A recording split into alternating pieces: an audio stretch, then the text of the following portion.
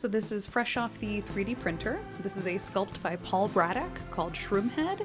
Has a few amazing sculpts for sale and a couple free on Thingiverse. I'll be sure to link them down in the description below.